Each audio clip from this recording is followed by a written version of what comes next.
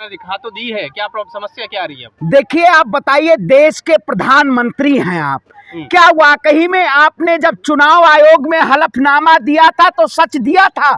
आज जिस प्रधानमंत्री और जिस भारतीय जनता पार्टी के सरकार ने तमाम ऐसे वायदे तो किए देश की जनता के सामने, लेकिन उन्होंने सिर्फ और सिर्फ देश की जनता को झुठलाने का काम किया।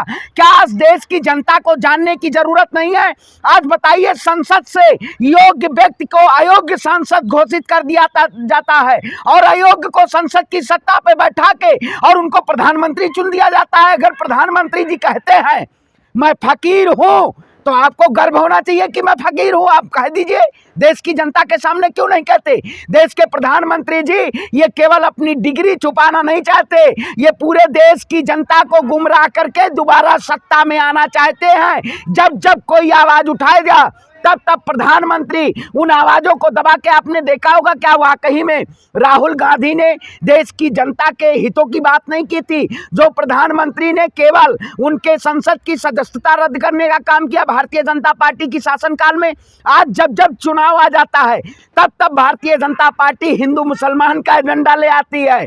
आपने तो बहुत बढ़िया सवाल किया, आपने कहा पद्म भूषण, प्रधानमंत्री जी को नहीं याद आया था? तब चुनाव आ जाता है तब प्रधानमंत्री जी मुस्लिमों के हितैषी हो जाते हैं और इन्हीं के नेता आए दिन बयान देते हैं कि मुल्ले काटे जाएंगे, राम राम चिल्लाएंगे।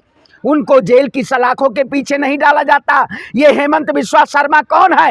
जब इनसे पूछा जाता है अमित शाह जी से कि आप बताइए हेमंत बिस्वा क्या भ्रष्टाचारी नहीं थे, तब मौन हो जाते हैं। ये केवल देश की जनता को बरगलाने का काम है। कर्नाटक की जनता तय कर चुकी है कि अब की बार भारतीय जनता पार्टी को सत्ता से बेदखल करना है, क्योंकि लश्कर भी तुम्हारा, सरदार भी तुम्हारा, तुम झूठ को सच लिख दो, अखबार भी तुम्हारा। आपने तो अखबार को भी आज वो कहा सरकार के अधीनस्थ आ गई है। जिस तरीके से सरकार ने तमाम ऐसे तंत्रों के जरिए झूठ फैलाने का काम किया है, सबसे ज्यादा नफरत बीजेपी की आईटी सेल फैला रही है, ये भारतीय जनता पार्टी को नहीं याद आ रहा है। आज बताइए, हंगर इंडेक्स में बात करिए, पत्रकारिता में बात करिए, सबसे निचले स्थान पे भारत का स्थान आता है, जो एक सबसे बड़ा लोकतांत्रिक देश, ऐसे देश में आज पत्रकारिता तो ऐसी चरम पे पहुंची हुई सबसे निचले स्तर पे है। सवाल ये था कि प्रधानमंत्री मोदी जी ने जब डिग्री दिखा दी है, कोर्ट ने मान लिया है कि उनकी डिग्री सार्वजनिक है, फिर क्यों मुद्दा उठा रहे हैं? आपके पास कोई मुद्दे नहीं बचे क्या? अरे भैया, मैं मोबाइल में दिखाऊं, मोबाइल में दिखाओ, प्रधानमंत्री डिग्री में यूनिवर्सिटी में भी लिखा हुआ है, इसका मतलब रातों रात डिग्रियां छपी हैं। मुझे डिग्री दिखा दो प्रधानमंत्री जी। आपने जब CA/NRC का आंदोलन हुआ था तब आपने कहा था मुसलमानों को कागज दिखाना पड़ेगा। आज देश पूछ रहा है प्रधानमंत्री डिग्री दिखाइए, क्यों नहीं दिखाते हैं? प्रधानमंत्री जी को डिग्री नहीं दिखानी चाहिए। अरे भाई, देश की जनता चाह रही है तो है, और कैसे दिखाएं? कैसे दिखाए? फर्जी डिग्री तो उसकी जांच होनी चाहिए। इसकी जांच होगी, प्रधानमंत्री के संसद की सदस्यता चली जाएगी। 2024 में देश के प्रधानमंत्री नहीं बन पाएंगे, लेकिन जब सारे संवैधानिक पदों पे भारतीय जनता पार्टी और इनके नेता जैसे लोग, क्या होता है, देश की सेवा करने के लिए समर्पित होना चाहिए। अरे मैं कहता हूं, इस देश का प्रधानमंत्री मूर्खों बन सकता है, अनपढ़ों बन सकता है, लेकिन आपने हलफनामा दिया है ना कि प्रधानमंत्री मोदी जी MA किए हुए हैं, तो प्रधानमंत्री मोदी जी दिखा नहीं सकते अपनी डिग्री, उसकी जांच होनी चाहिए। अगर जांच हो गई तो प्रधानमंत्री घर बैठना होगा, झोला उठा के कैलासा जाना होगा, क्योंकि ये केवल इस देश को तोड़ के और देश की जनता को गुमराह न करना चाहते। आप बताइए, अडानी अंबानी, आप लोगों के पास हराने का मुद्दा नहीं मिला तो डिग्री से सोच ले। अरे भैया, हराने का मुद्दा मैं कहता हूं, अगर अडानी अंबानी की बात होगी तो प्रधानमंत्री जी संसद की सदस्यता खत्म कर देंगे। अगर आप मोदी हटाओ देश बचाओ के पोस्टर लगाएंगे तो आपके ऊपर जुर्माना लग जाएगा। और प्रधानमंत्री जी से डिग्री मांग लेंगे तो प्रधानमंत्री जी तो कल को जेल डाल देंगे, भारतीय जनता पार्टी जेल डाल देगी। आज जरूरत है लोगों को जानने की और लोगों को परखने की। भारतीय जनता पार्टी पूरे तरीके से इस देश की जनता को झुठलाने का काम कर रही है। आप बताइए, यही प्रधानमंत्री कहते हैं, आपने देखा होगा बिहार में हिंसा हुई, देखा था आपने? नहीं देखा था शायद, आप भी भाजपा के पत्रकार होंगे, देखा नहीं हिंसा? जिस तरीके से कुरान और हदीस को जलाया गया, क्या वाकई में धार्मिक ग्रंथों को जलाया जाना चाहिए? और अमित शाह जी बिहार में रैली करते हैं, वो कहते हैं हम उल्टा लटका देंगे, तो बम भी तो फेंके गए। अरे भैया, उल्टा लटका तो उसमें क्या एक समुदाय के लोग थे? उसमें क्या हिंदू मुसलमान थे? उसमें भारतीय जनता पार्टी संगठन जैसे लोग थे। कर्नाटक में 13 मई भाजपा गई। ये बिहार में हिंसा फैला के सत्ता में आना चाहते हैं, लेकिन बिहार की जनता भारतीय जनता पार्टी को 2024 में मुंहतोड़ जवाब देने का काम करेगी। कौन करेगा? कौन? राहुल तो सस्पेंड हो गए 6 साल तक, अब लड़ेंगे भी नहीं। अरे भैया, अभी तो क्या ताला बंद हो गया है सुप्रीम कोर्ट का?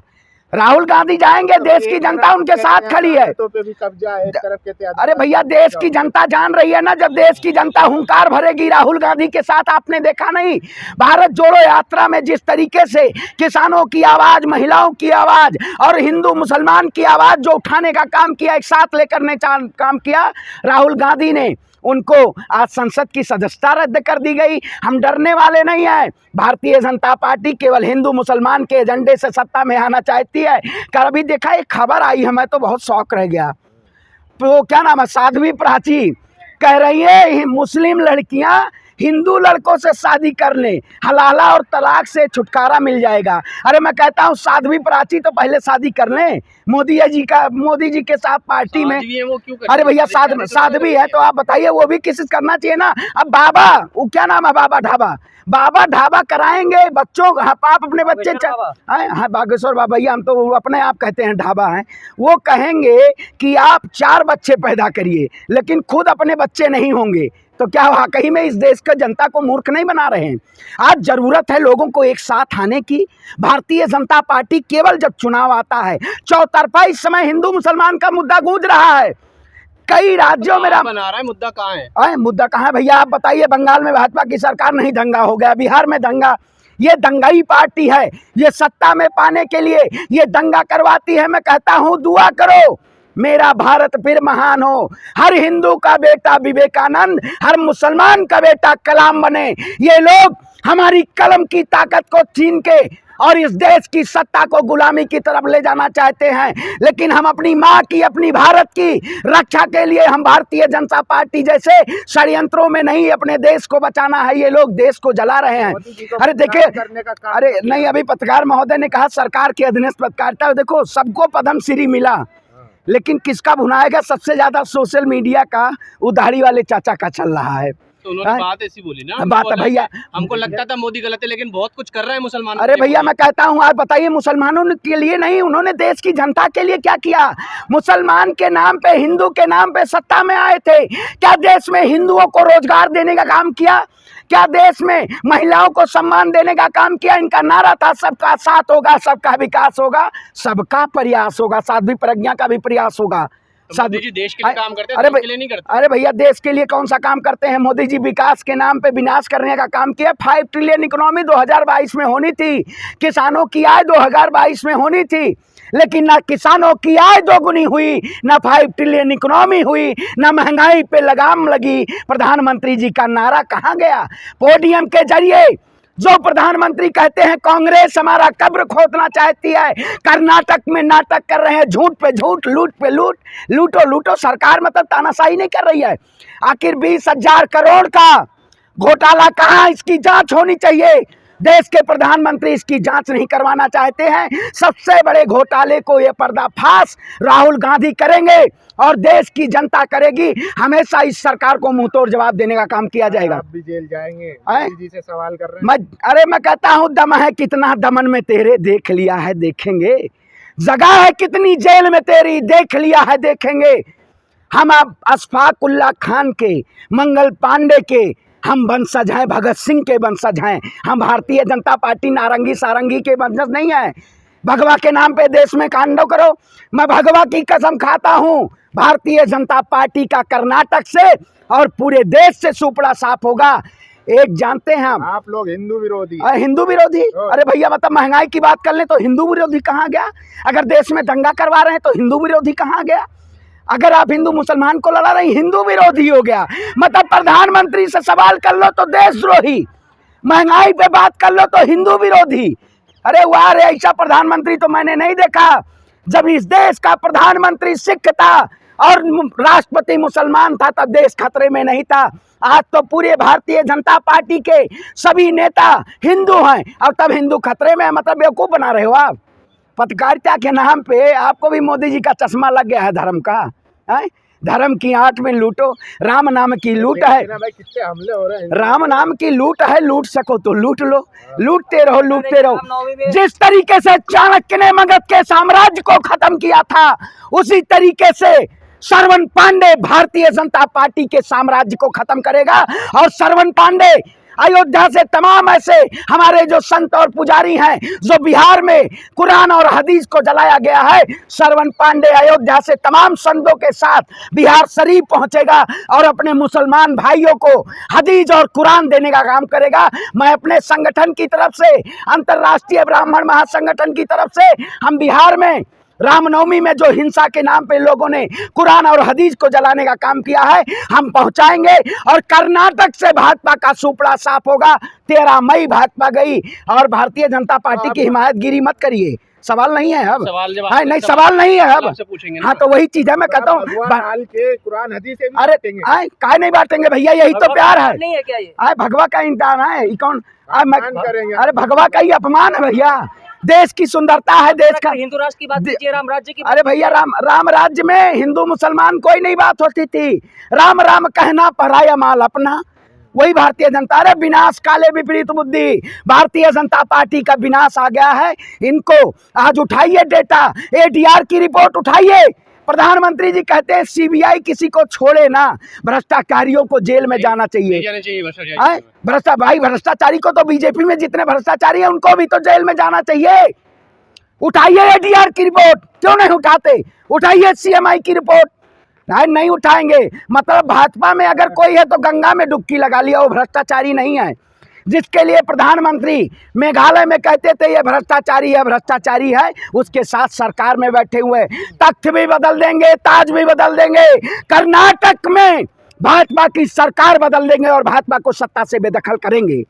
कैसे करोगे? जनता तो उन्हीं के साथ है। अरे भैया जनता किसके? वही बात है, मोदी जी के साथ जनता है। लहसुन टमाटर प्याज महंगा है, किसान बदहाल है, कर्नाटक परेशान है और मोदी जी के साथ है। ये खरीद फरोख्त की, इन्होंने जब विधायिका खरीदी जा रही हो, कार्यपालिका तमाशा देख रही है और पत्रकारिता नमक मिर्ची लहसुन लगा के आप भी खरीद लो अगर बिक रहे हैं तो। नहीं कहा भैया, इस देश में लोकतंत्र है, जनता के द्वारा चुनी हुई सरकारें खरीदी नहीं जाती हैं।